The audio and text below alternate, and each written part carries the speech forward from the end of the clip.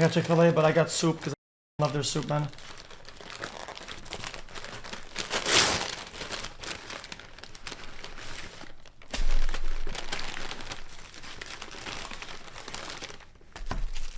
And I got crackers too. Holy shit, insane.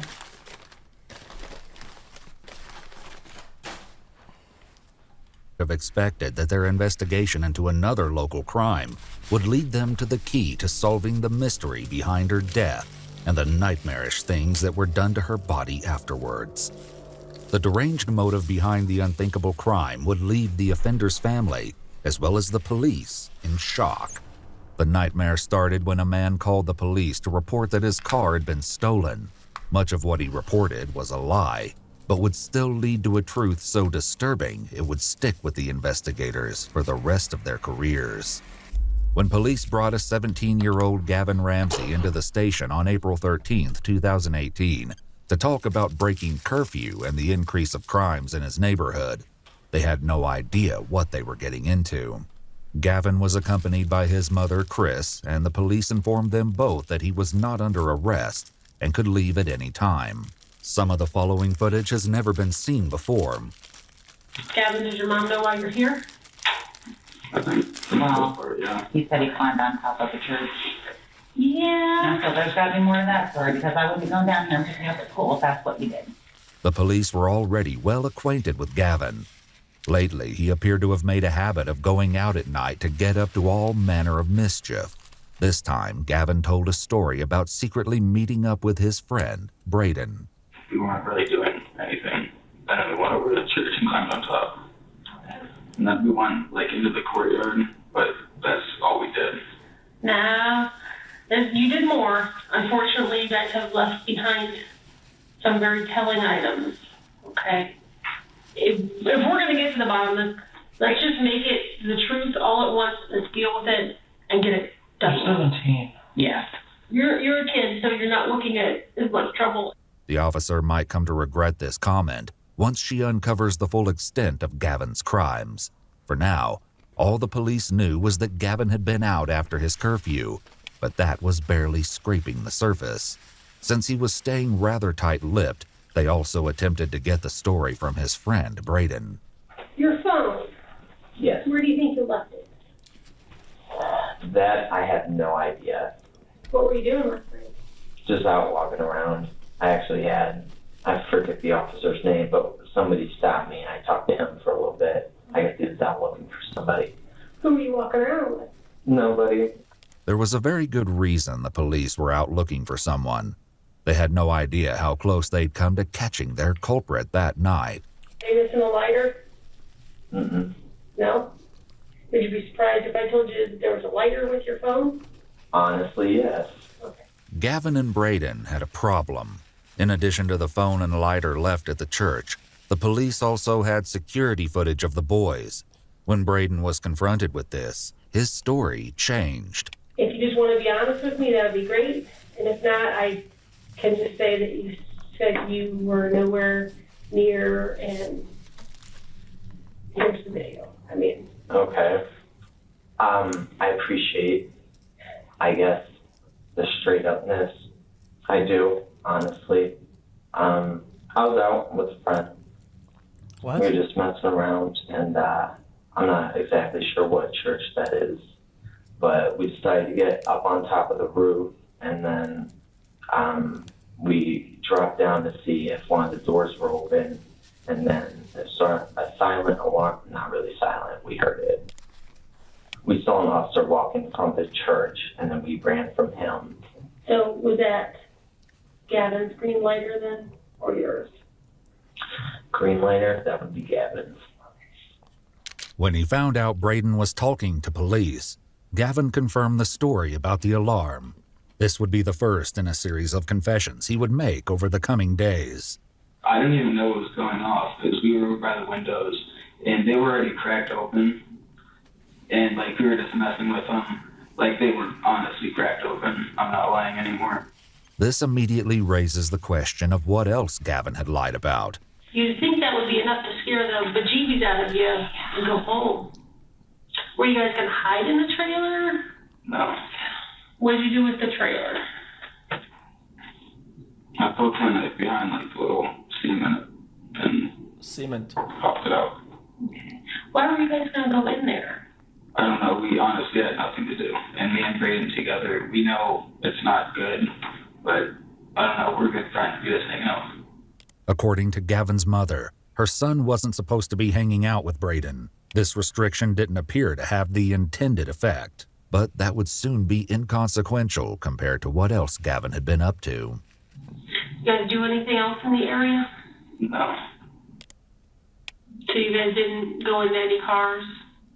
You know what? It would make me feel a lot better now if it was just the two of you that went into the cars. Yeah. You know, because of the other issue in the area. I'm sure. I didn't even know there was a car issue there. Yeah. Oh, God. Yeah. You guys didn't. Now would be the time to tell, okay? Because we processed the cars, we did fingerprints and DNA. He's been in trouble. I would assume you were with him at Central Intermediate Yes. School? Yeah. Yes. So your DNA is Oh, on yeah. file as well. So that's all going to come up. If it's you guys, for goodness sakes, it's just rummaging through cars and nothing was even taken that they could tell. We've had a lot of goings on in your neighborhood lately. And probably more than the general public is aware. I'm sure. I'm sure. More than one incident. Yeah, so more than one incident. So, Okay. unfortunately, we're trying to see if, they're all related and stuff like that. The most extreme recent crime in the area came to the attention of police just a week earlier when they received a troubling call, which would kick off a case more disturbing than anyone could have anticipated. At first, they never imagined it was connected to Gavon's nighttime mischief, but would come to find that the cases were inextricable. Watcher Police. Yes, this is Howard Leisure. My aunt lives on Portage Street, Okay. and a friend of ours stopped over there yesterday to check on her, and she was nowhere to be found. We didn't know if you found anybody wandering. No, we don't have any reports of anybody wandering. We can't find her in the house anywhere. He went in the house and looked through the whole house, couldn't find her. We don't know where she's at. She's 98 years old. Did she live there by herself? She lives there by herself, yes. What's her name? Margaret Douglas. And she never locks her house. Okay. She doesn't drive. She doesn't have a car. And I checked with what relatives I had phone numbers for, and nobody's heard from her or picked her up. So. Okay. This was obviously worrying, but Margaret's disappearance would only become more harrowing as the search got underway. When the police were chatting with Gavon in the first of two interviews, they attempted to uncover what else he might have gotten up to on recent nights. I'm guessing this isn't the first time yet. Well, no, like we've snuck out in the past before, but since I've got in trouble, this most recent one, like without the law, I haven't really snuck out at all. When was this recent time that he got in trouble on? He has not had any freedom at all. I mean, he literally goes to work and home probably 3 months because he makes bad choices, and we don't want that for our kids. So he literally has no life. At least that's what Chris thought. She clearly had no idea just how busy her son had been. Police had unwittingly started the process of uncovering the Which is truth a of disaster. Gavon's activities the So previous it's her week. job to know, when but talking okay. to Margaret Douglas's nephew, Howard. Desperate to find his aunt and willing to help in any way he could, Howard and his wife Cindy went to the police station to answer questions. So when was the last time you guys were there? That was, I'm thinking it was a Tuesday in March 27th, I think it might have been. Anything that anybody said? It set off an alarm, no. No. Margaret bothered Milton. That's why it's so just horrible.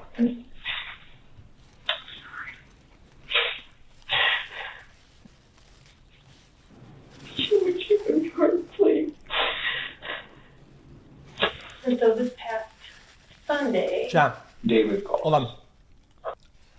There's no chance in hell, not in a million, that I could get out and come back to the house without getting noticed my entire childhood, all the way until I was like 18, 19. It's no fucking shot. The fact that this person knows that her kid has got into trouble and isn't allowed to go out and shouldn't be going out, whatever. The fact that she doesn't know and it's happening is disastrous parenting, and any other thing you're gonna type in chat is pure cope, and I'm not stand for that. David, I'm over it. who had grown up next door to Shit Margaret parenting. and her I'm good, late bro. husband, was the couple's friend and caretaker. The police would need to talk to him too, sooner rather than later. During Gavon's first interview, things got progressively more disturbing as well, but police could never have guessed that his tale would eventually become a full-blown horror story. Did you rummage through glove boxes or anything? Yeah. And you didn't take not even change or anything? Maybe like 50 cents, but other than that, seriously nothing. Okay. What'd you do if someone did that to my car? Like, that's so upsetting and scary. I understand that, but it's really their own fault for not locking. No, I don't lock mine half the time. Because We lock yours every day. What is? What's the point? It's not. Yo, this guy is. Wait, hold on. Other than that, seriously nothing. Okay. What'd you do if someone did that to my car? Like, that's so upsetting and scary. I understand that, but it's really their own fault for not locking. No, I don't lock mine half the time. We Because lock yours every day. it's not the point. It's not yours. Gavon's crimes would only escalate from this point on. The previous week, with no idea that they were working on a connected case, the police met with Margaret's friend David. What he told them would prove to be invaluable, though it was far from reassuring. And I came up Sunday, and between 4:30 and 5, somewhere around there, and there were the 3 newspapers on the front porch. So I knocked on the door and then opened it. She never locked her door. Was it common knowledge that her front door was not locked? I don't think so. I know we never told anybody. I wouldn't want anybody to know something like that, you know. David walked through Also, every who room checks in the fucking house, house doors, including dude? the basement, but couldn't find Margaret. Where she was ultimately found would sicken and outrage everyone who cared about her.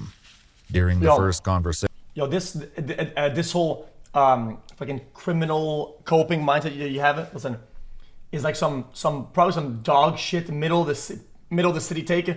Okay, a lot of suburbs and places that are out in the outskirts and shit like that, people don't lock their doors and shit, and it rarely is a problem. What are you talking about, them? People don't go and try the doors, dude. Like, are you insane?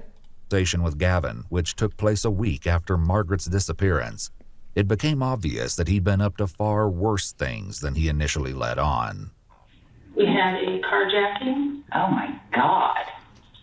and the suspect is a young white male with a nice complexion and blue eyes. Is that you? No, it's not me. I wouldn't know the first thing about jacking a car.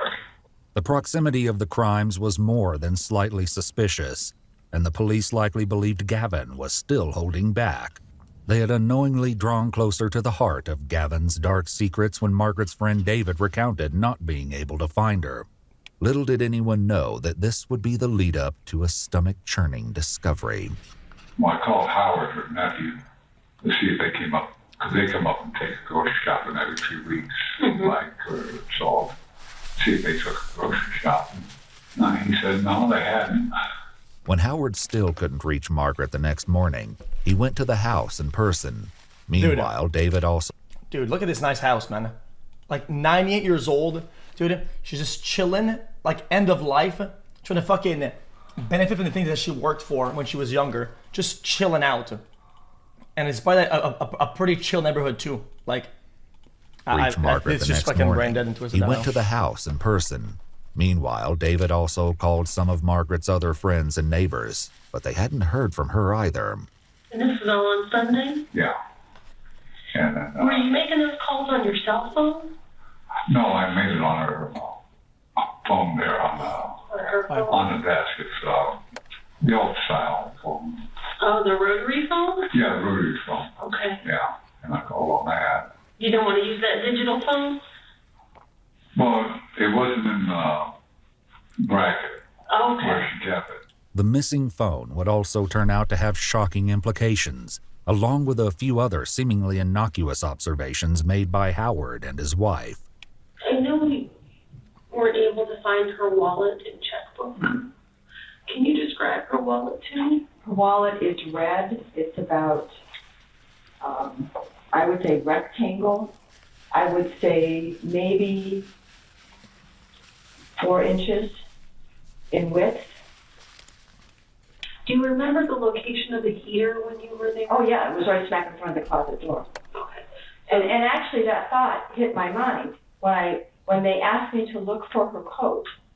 And I went over there and I thought, why did Margaret put that heater in front of the closet door? The odd placement of the heater would come up again later. Perhaps the strangest thing was a jar of blackberry jam in Margaret's living room. There would turn out to be a sick reason it was there, but nobody knew that yet. Gavon's second interview, however, would eventually tell all. After searching the house twice and finding no sign of Margaret, Howard and Cindy decided it was time to call the police. When they arrived, Howard helped them search the house yet again, which is when the case took a turn. During their first conversation with Gavon, the police brought up the terrible results of that search. There's no reason for me to fluff anything up. Nope. And I'm sure you guys know about the elderly woman that was found. Oh my God, that was horrifying. That was horrifying. It is horrifying. Did you know her at all? No, other than just to see her out, like on a porch. That actually makes me want to cry. Like, how do you get to be 98 years old? Nobody lives to be 98. It's so rare. And someone else thought that was okay. Like, how does that, I don't know. Like, why does your life end like that? That's right. Margaret lived just around the corner from Gavon. Tragically, she'd been found deceased. She'd been strangled and her body hidden inside her own home. But the most horrifying facts of what was done to her body after death were not yet known. The answer of who was twisted enough to commit such a crime would hit far closer to home than anyone anticipated. And then I'd get all scared. I'm like, oh my God, I have all my porch lights on now at night. I have stranger danger issues. What is that? The irony of Chris's stranger danger issues would not be lost for long. I can't imagine you doing something like that. No. I just interacting with you this little bit. I can't imagine that's in your wheelhouse. No. But there was so much about Gavon that nobody knew, including his capacity for unspeakable cruelty. I asked, did you get put in a bad situation? Did somebody put you in a bad situation? No. Yeah, let's look at it this way. Honesty is always what's best. I'm not holding anything back. Like, Because you've already gotten yourself in trouble, so. I know, and I don't even. I don't know what to say. Is there more? Because you know it always No, comes out. It's not that there's anything more. It's what the, dude. Oh, GG. That's why I always told you kids, what happens in the dark comes out in the light. That's the way it works. You mess up, you get caught. You make bad choices, you're going to pay for it. So if there's something else, let's get it all out on the table. So that we know what we're we doing. lost. There's not anything else. It's. I don't know. I'm mad at myself. I'm so mad at myself. What are you so mad at yourself for? I was 16 and already had a felony, like 5 misdemeanors, and now I'm gonna be in more trouble. I have to go back to court, and I'm done with it. I'm so done with it. Dude, I'm costing them thousands of dollars. Consequences? Content Nah. I've honestly probably never made either of them proud. I don't do anything good. Stop cussing. You didn't take anybody's car? Dude, it's harsh. It's harsh, but a good understanding of consequences growing up, all that pain that will cause a person will prevent you from all that pain and shit. That's just kind of how it is. That's what good parenting is. It's what it is. Have you ever used an app called Grindr? No, How do you feel about gay people? I'm not gay. Oh, that's okay. But they don't bother you? No, nobody bothers me. Okay. This might seem like a strange line of questioning, But there's a very good reason the detective is asking this question. It likely evoked a feeling of dread for Gavon, as it means that the police know far more than they've been letting on. Earlier, the police kept trying to determine what could have motivated someone to kill Margaret in such an atrocious manner. So you guys didn't argue. No. She wasn't upset about it. Yeah, I'm gonna say one thing. Yeah. Yes, of course, I know nothing, but I feel like they could have done a better job out of getting more before they would let on information that it's what they're asking about. Think of anybody that would want to hurt her or that would gain. That was pretty quick. The detective once again pushed harder for answers from Gavon, leading him to make an unexpected request. Is there something else you need to tell us?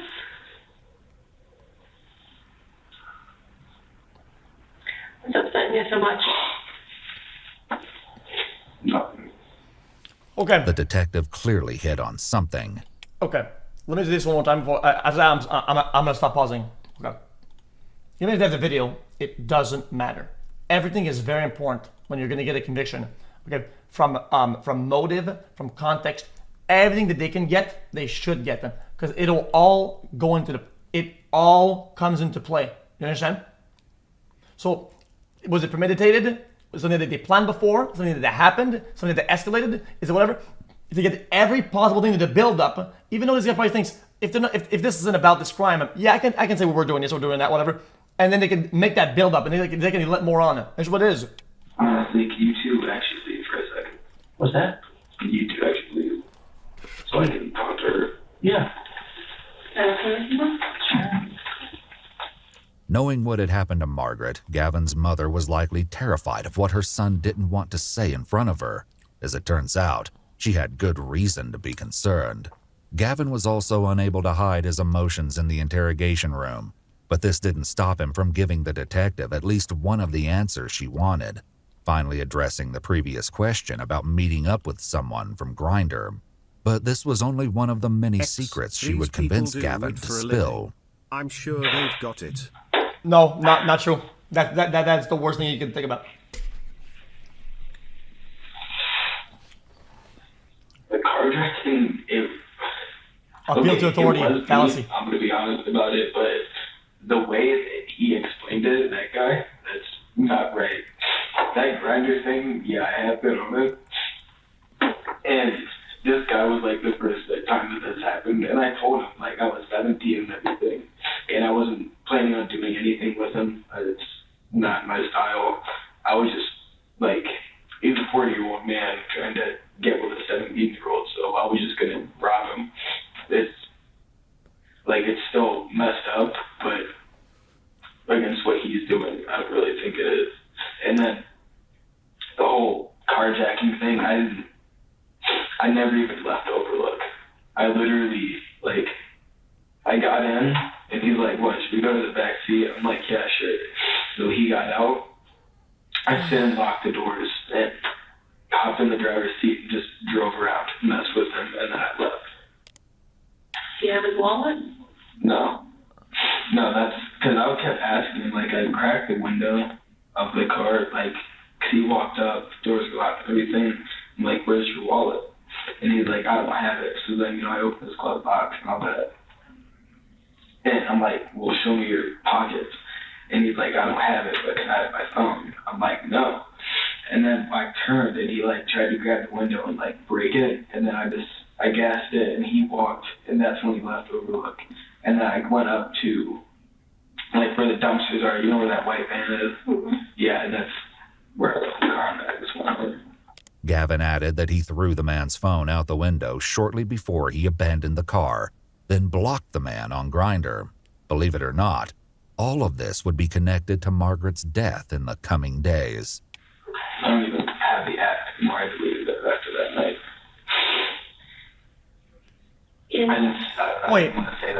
Wait, the app can let you match somebody that's 40 as a 70-year-old? Are you gay? No, that's not it. I didn't have any plans to do anything. What was he thinking was going to happen? Okay, so obviously this guy's lying then, because what we're saying is that this guy lied about his age to 18, and then he's saying that, oh, this 40-year-old is trying to get with a 17-year-old or whatever, but he's the one that lied, so it doesn't even make sense. I mean, Was there an act that you guys agreed upon? not. How really, could he know no, he was lying? just, like, NSA. I didn't even know what that meant, but it means no strings attached. Okay. Did he touch you at all? Did you touch him at all? No. Why were you on that app? Really, just for that reason, to find guys that are that low of people, I guess. That want to get with kids? Mm-hmm. Like, it's karma, really. Right. Like, if you're gonna do that, then I'm gonna rob you. The carjacking would be completely overshadowed by what else Gavon had done. Out of all things you can admit to, I mean, guys, you can say whatever you want about morals, whatever the fuck, but that's terrible for this. He probably thinks this play is good for him. That's the most established motive you can get. He's just laying it all out for free. The police got a hint of the madness to come while searching Margaret's home, though they couldn't have imagined the nightmare they had uncovered. You didn't hurt that old lady, did you? Premeditated, No, intentional. That's what I was pissed about earlier. What were you pissed about?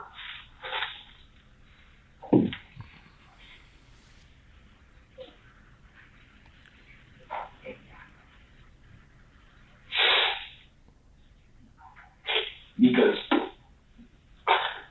there's actually people accusing me of killing the girl. And that's, like, I just said some dark stuff and everything. And, like, what? I don't know, people know. Like, I'm a dark person, I guess, but, like, I'm not gonna go kill somebody. It's not like that. But people are like, they're like, oh, you killed her, didn't you? I really feel like you did. I'm like, no, I didn't. So people are saying it? Yeah, and it's making me really mad. It really is. There's no reason that we would find your DNA inside. Dude, and nobody's fucking... Bro, and nobody's calling the police or some shit like that? Nobody's giving tips or whatever? Everybody's just fucking... What is going on over there? Because we swabbed the hell out of that house. You shouldn't. What do you think should happen to somebody that does that? To kill someone? Kills a 98-year-old woman. I don't know. I think eye for an eye is the best way to go. That's how I look at things. Eye for an eye. I mean, if it makes you feel better, I will give them your name and let them know your DNA is on file, and they can rule you out. Okay, when we get a DNA profile. Would that help you? I mean, what, for, like, the lady? Mm-hmm. I mean, that doesn't bother me. Braden's DNA was also on record and would be compared to the crime scene. Howard, Cindy, and David all agreed to provide the police with DNA samples and fingerprints so they could be ruled out as suspects. I'm sure your mom's is freaking out. Yeah, she probably thinks I'm confessing to murder. She's been in here so long. Just 3 days later, this remark would be cast in a chilling new light. Why would you even hear about an app like that? Why would you even do that? I don't know. Like I said, Mom, I don't know why I do anything that I do. That sounds all vigilante crazy to me. That's what that sounds like. So that will get forwarded also, and then God only knows what that charge is going to look like. No. It sounds like being a fucking criminal, flat out, lady. Like, what? Bro, she's downplaying some shit. This lady is cooked. And you start to get pretty worried about what's happening, especially with the escalation of... Yeah. So, if there's something else or somebody else that you know is out there doing stupid crap. Yeah. Keep it on the down low. I will... Your name won't cross my lips, but I need to get to the bottom of what happened to this poor woman. While Gavon assured the detective that he'd told her everything, the bulk of his secrets had not yet been spilled.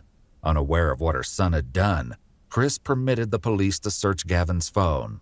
With that, they left the police department. When it came to the phone, the investigators were mainly looking for anything about the carjacking. Instead, they found something completely unexpected.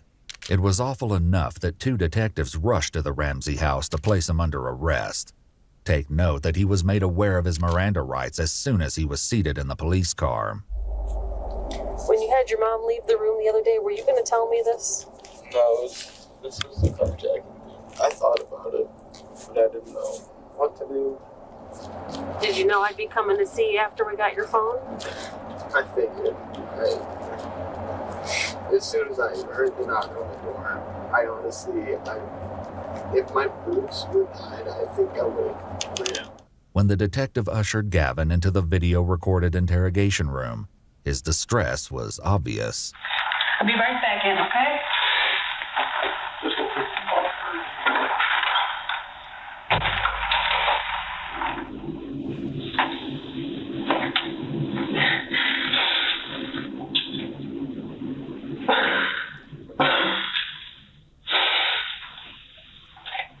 That's the same guy, right? That's not the other guy, is it?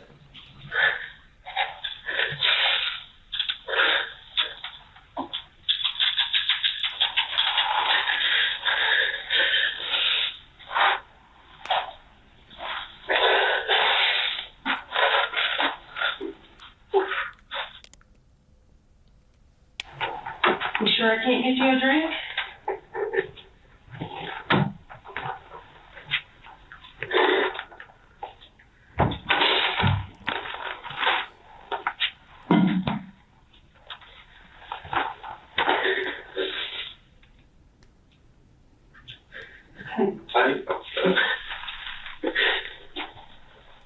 I know telling me about it doesn't give you much relief. Just in fact that it ruined my life.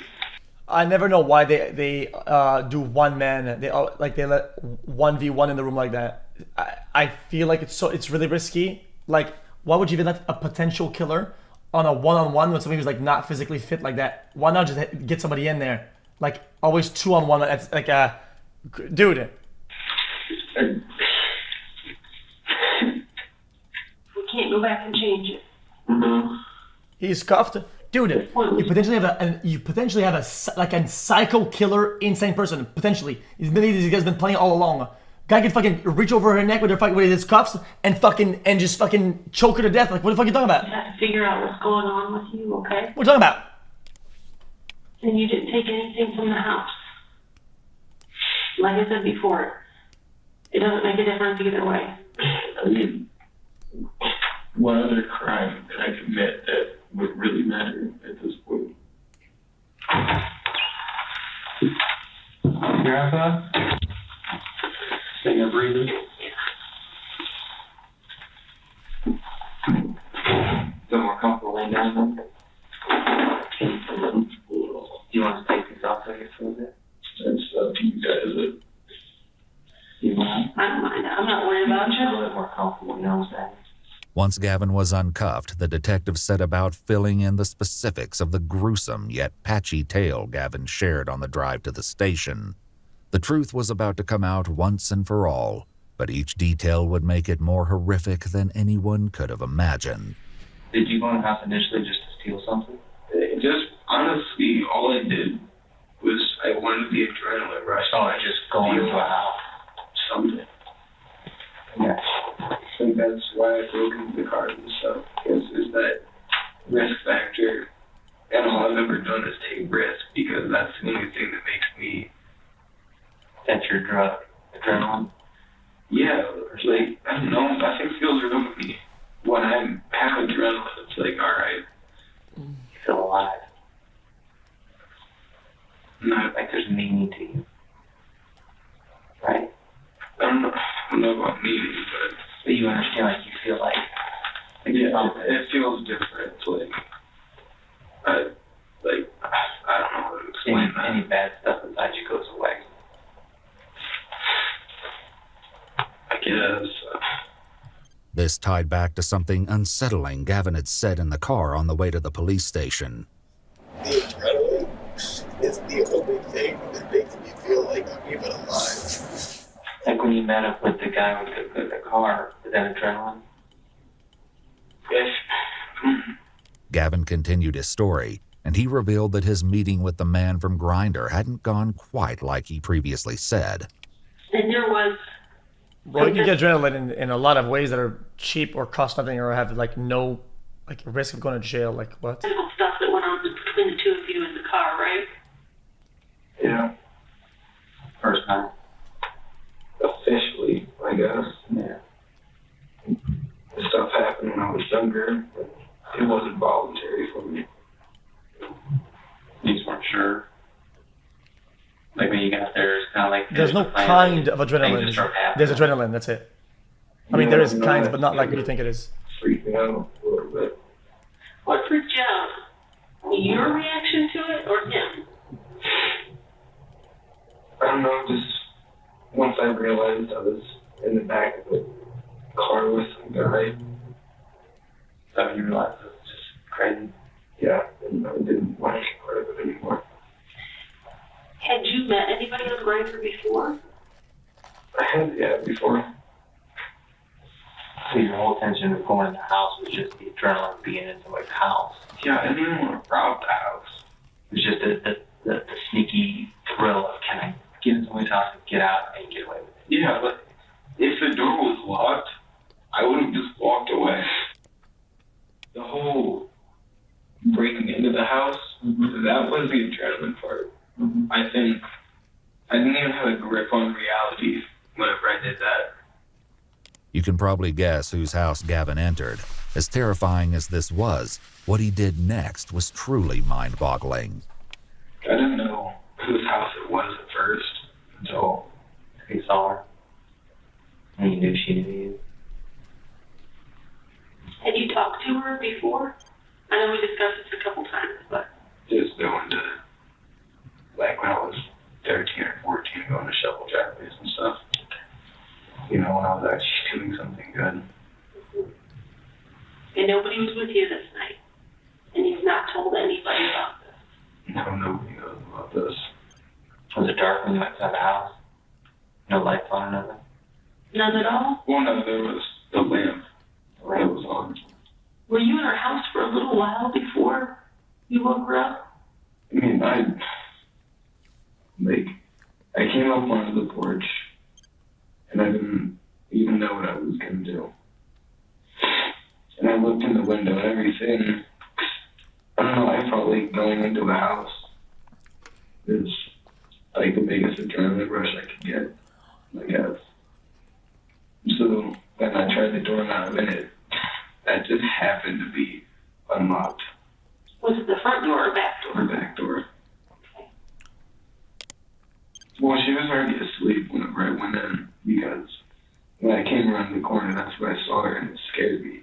Oh, he knew. I didn't expect to see someone right there, so I didn't hear anything. So I came in, I opened the door, and I just listened. And then I didn't hear anything, so maybe nobody's home.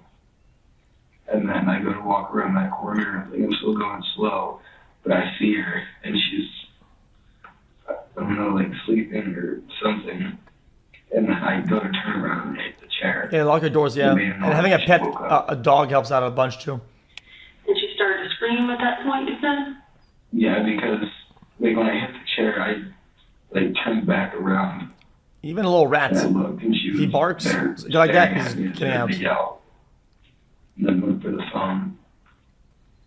She already knew what it looked like. Was that when you were trying to get the phone away from her so she couldn't call? Did you not get away, or was that when you guys fought with the phone? It was a little bit of a fight, I think. I think I threw it under the couch. I'm not really sure. By the time I even realized what I was doing, it was too late to stop anything.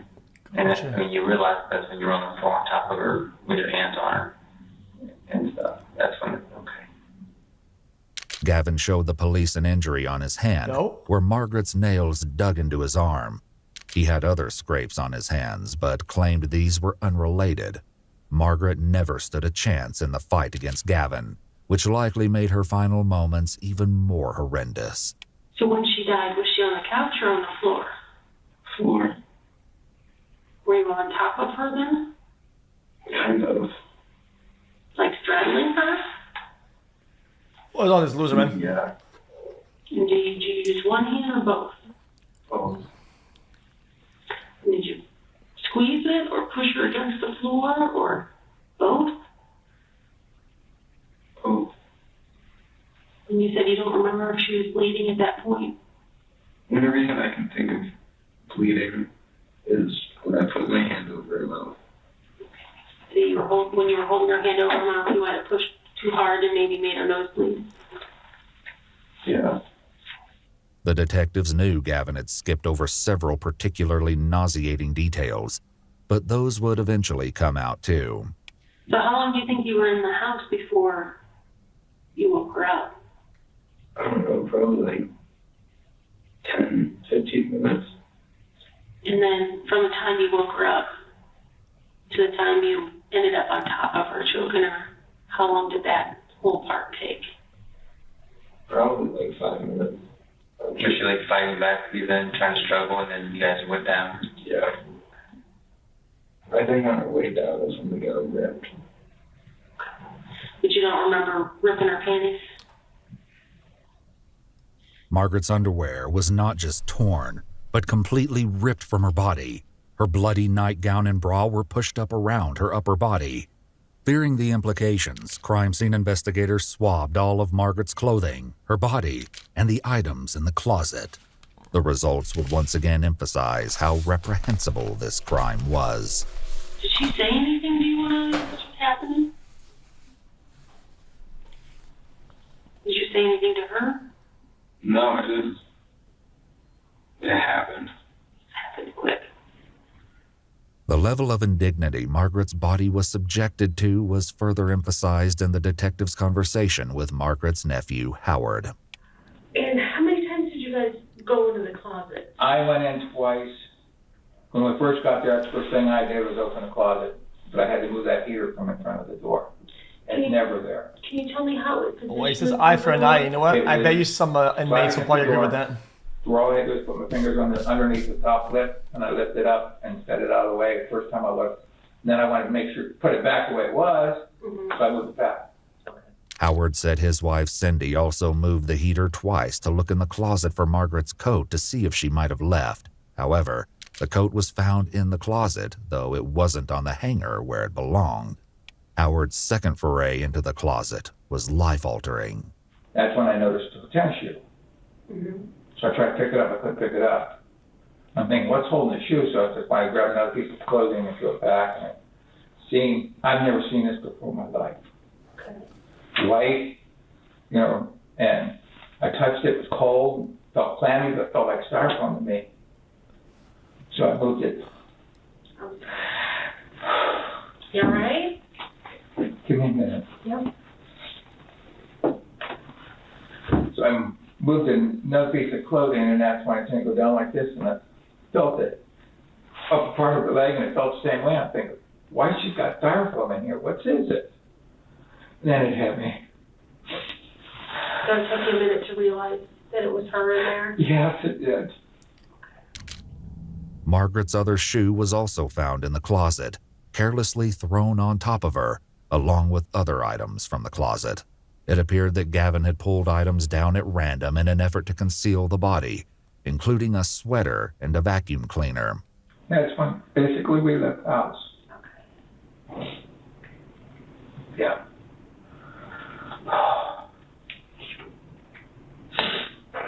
I've never seen. I'm sure you guys do all the time, but I've never. Yeah, it's not something you get used to, no matter how many times you see it. And to me, it didn't look like flesh or skin. Lady? Really, brother? It took you a minute to realize what it was. Oh, yeah, then oh, God. Well, she didn't. Well, I'm just saying, like, I know. Bro, she wasn't going to hear about herself or cover herself up. I know that. When Margaret's body was removed Even though she's right, I don't think the guy wants to hear that, no? from the closet, police made the skin-crawling discovery that she'd been laying on top of her torn underwear. How long did you stay there before you put her in the closet?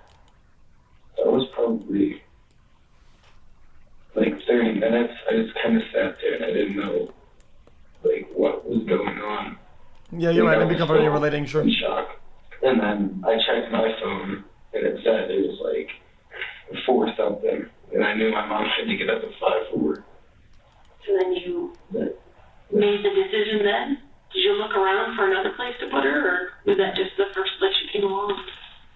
I guess it was just the first place, considering like, my time limit. And then you drug her by her feet, you said, to the closet. What part of her body did you put in there first? I think it was her head that went in first.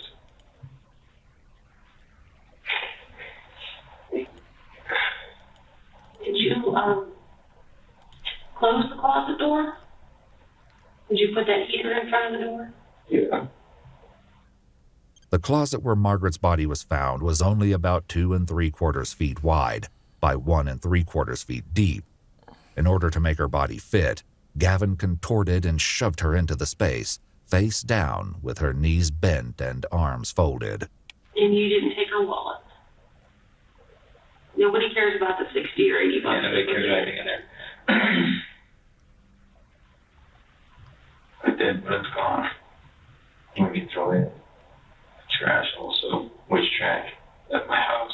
The trash was long gone by this point, but that didn't turn out to be an issue. Yeah, they can Police get him once back again anyway. involved Gavon's parents, who had followed the arrest team to the police station to help them with their investigation. Okay, honey, listen. This is going to be a weird request. I need you to take your brother and take them out of the house right now. I will explain later.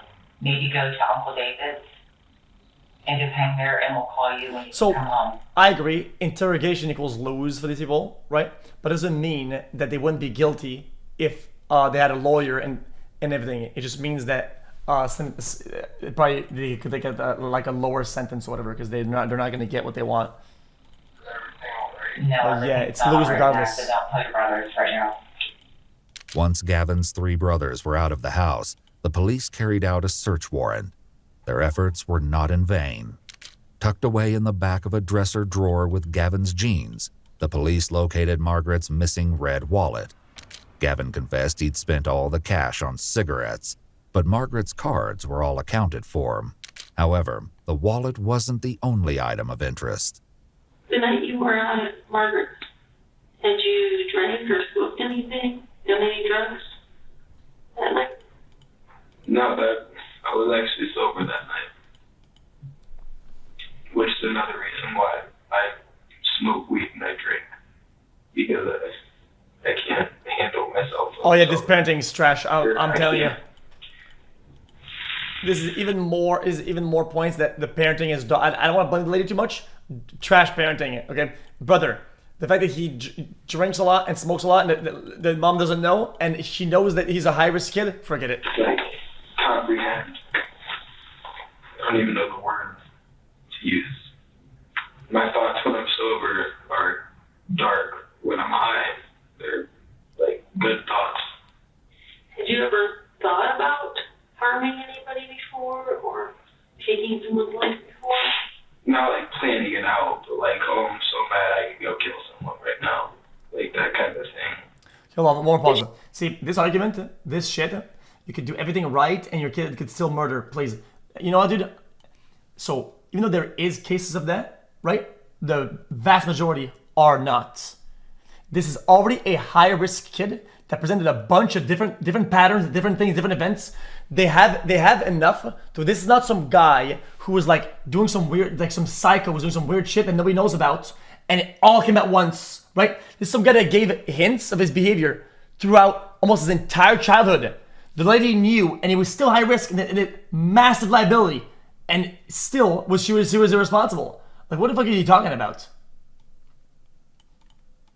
You're You insane. never imagined yourself actually doing it? No, I could never vision myself. Gavon shared with the police that he had struggled with the urge to take his own life. He refrained, he said, for the sake of his mother, who would have been heartbroken.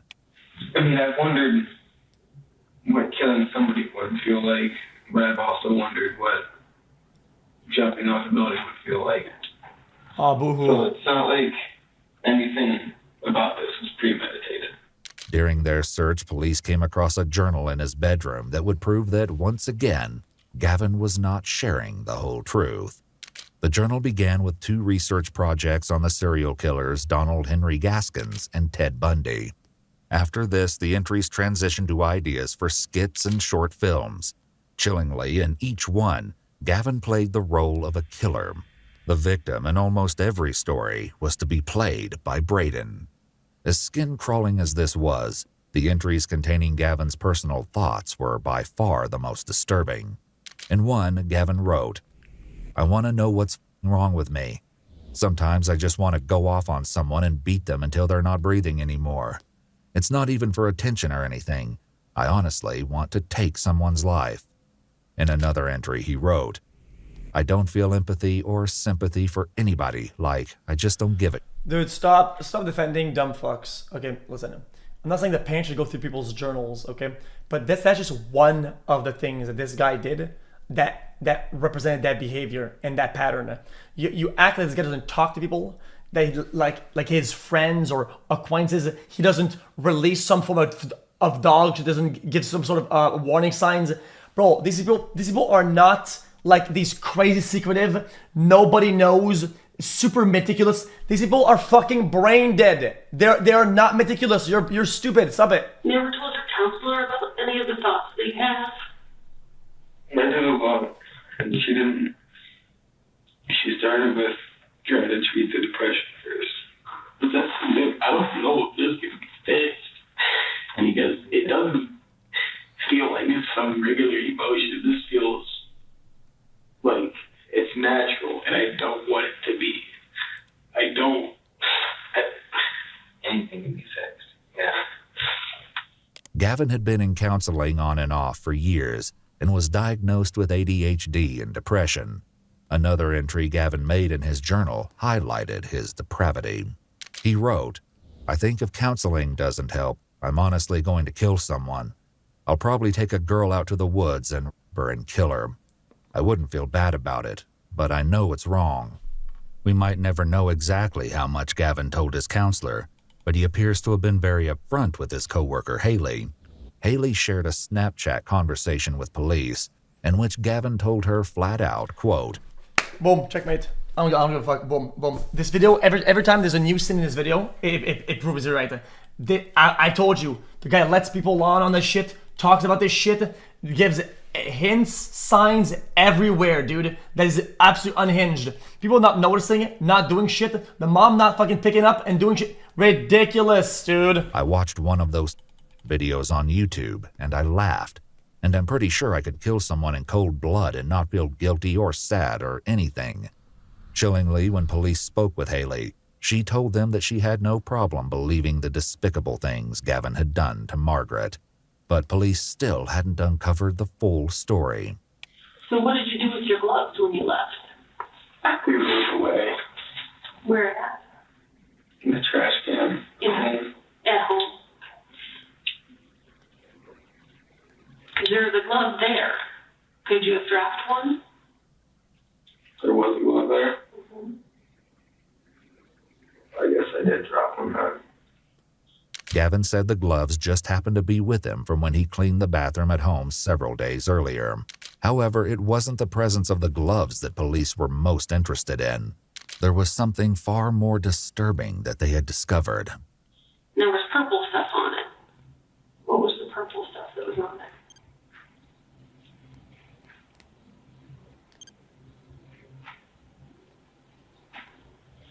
I get it that there's a whole piece of this that you don't understand why you do. Okay? I understand the whole piece that you don't understand. Bro? Did the purple stuff have to do with the whole piece that you don't understand why you do? No. No, the purple stuff was that jelly. I don't even know. I'm gonna let them explain. I'm not gonna try to think what's where gonna that happen. came into play at. I'm not even reading chat. I don't Did give a you fuck. maybe use it like kind of as a lubricant for something?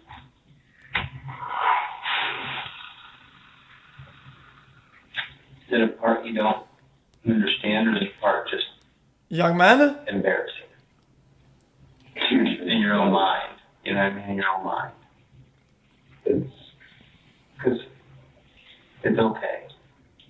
None of this is okay. Well, it's not okay. I'm saying we understand that it's an embarrassing part. It's just not sure we understand that part. You know what I mean? It's okay that we understand it that way. Something I don't understand, I guess. You didn't have any. It's a good thing that he tells them it's okay. You put the jelly on the glove. They're not Is that helping what him. you used They're for getting more him? time on him. To rub your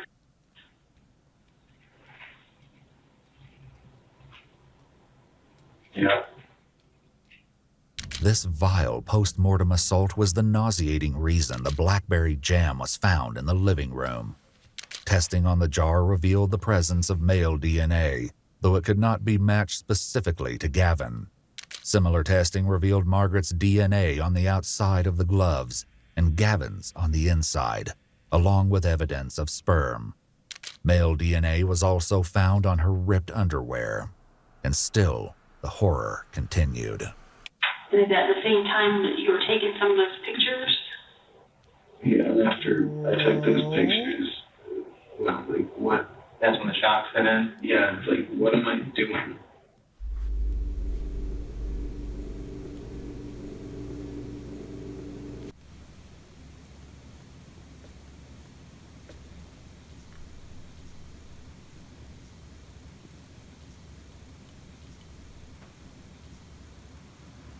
Yet Gavon still continued taking pictures. In addition to taking photographs of Margaret while she slept, unaware of the danger, he also documented the revolting process of violating her dead body. You know, there's a couple of videos of you kind of peeking over the edge of the couch and videotaping her. When was that all done? That was on the same night. Why did I lie about anything? That was stupid. Like, I turned the corner and didn't see her. And you hid? And yeah, then I hid and I, was taking my phone. I was taking pictures to see if she was awake. I got you. And then she saw you. And we stood up and she saw me. All of the photos and videos of Margaret were discovered in a hidden app on Gavon's phone, labeled Dark. It was password protected with the word murder. As if that wasn't enough, something else police found on Gavon's phone only solidified the case against him. How'd The day they open Margaret's it body then? was found, Chris Ramsey sent a text to her son alerting him of the police presence in their neighborhood, which said, "They're looking for someone." Gavin's I'm guessing casual brute force, yeah, if reply it's that of, simple, "Well, yeah." that's Wadsworth for you," was undercut by the fact that he then immediately looked up Margaret Douglas dead and Margaret Douglas, Wadsworth, Ohio. He deleted the search history, but forensic technicians were able to recover the information. Damningly, at the time of Gavon's search, Margaret's death had not yet been publicized. There was only one horrible way he could have known why the police were there and what had happened. Did you mean to hurt Margaret like that? No. No. Please note that at this point, the male detective stepped out for a moment, leaving Gavon alone with the female detective. Are you sorry this happened? Yeah, I'm really sorry that I did all of this. Were you sorry about all of this before you got caught? Yeah, I constantly, I think about it a lot, and I feel, bad about what I did.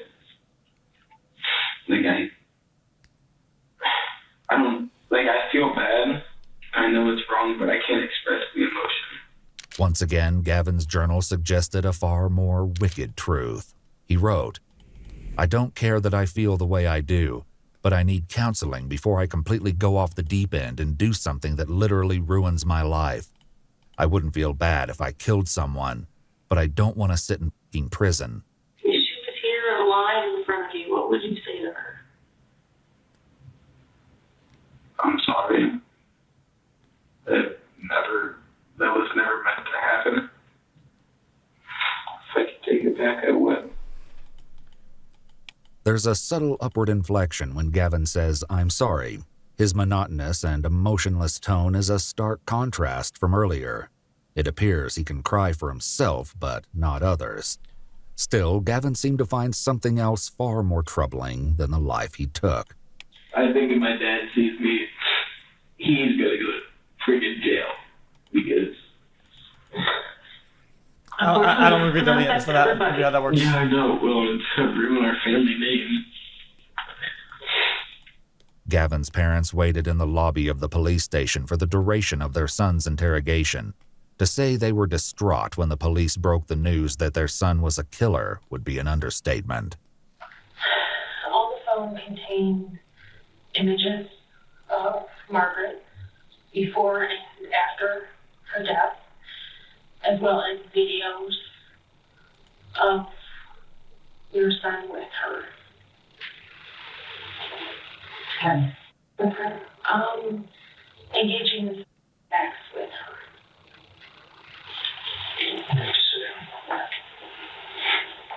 Was she still alive when he was doing that? No, I don't believe. Oh my God.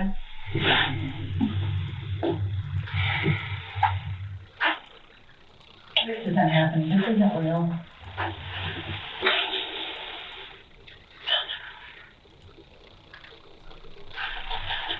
I'm trying to be respectful. I'm not saying anything so far, but this lady, I want you to know, I spoke to the director of the juvenile detention facility. I explained the situation. I explained that he was highly emotionally distraught. I asked him to watch. Okay. I'm telling you, she is not that surprised, and it's not that far out of the possibilities of what she thought her son was capable of. I'm gonna be rude and just if I can assume that. You know, to keep him under 24/7 observation. Okay. I know this is an emotionally devastating situation. I'm being out of bad faith and I'm being rude. Sorry. It's a horrible set of circumstances. You deserve to know he will be tried as an adult. Oh my God! Oh my! He's 98 years old. Just living out her days. And here's my son. My son is this.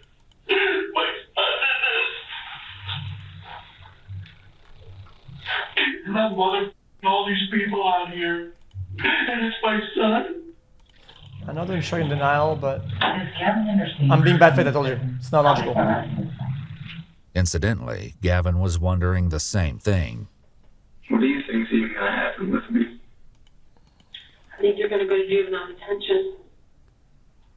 And you're going to do some time in jail. How long do you think? I don't know. I just don't know, guys. I'll be honest.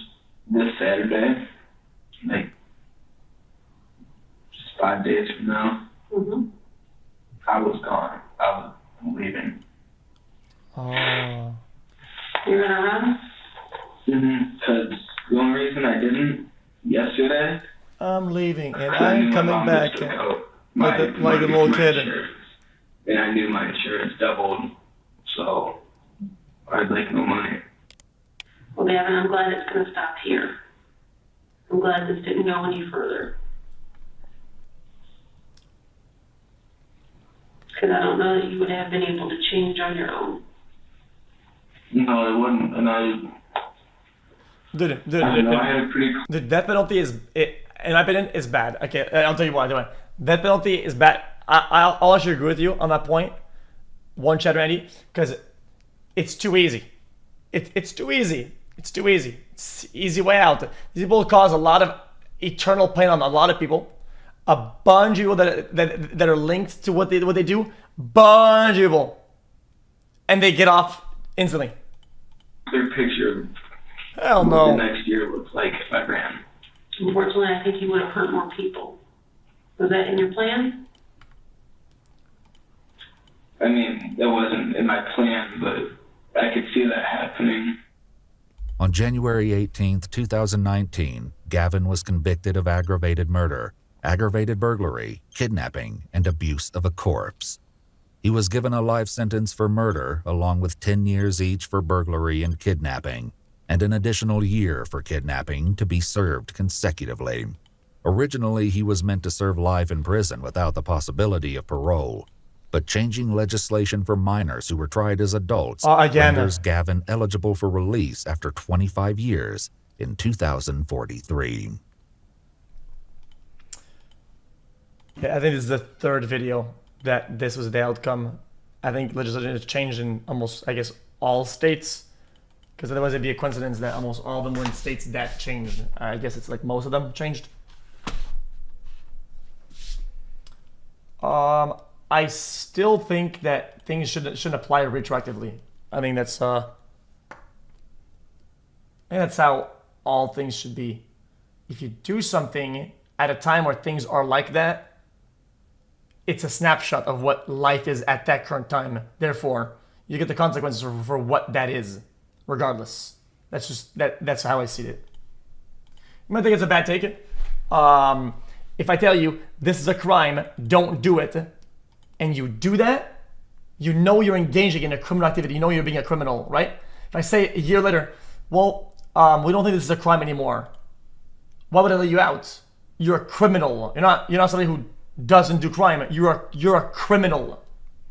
Even though it was a crime and now it's not anymore, you committed into a criminal thing. It's a pattern of behavior. I don't care if everybody crimes. Fuck that, dude. Fuck what do I care?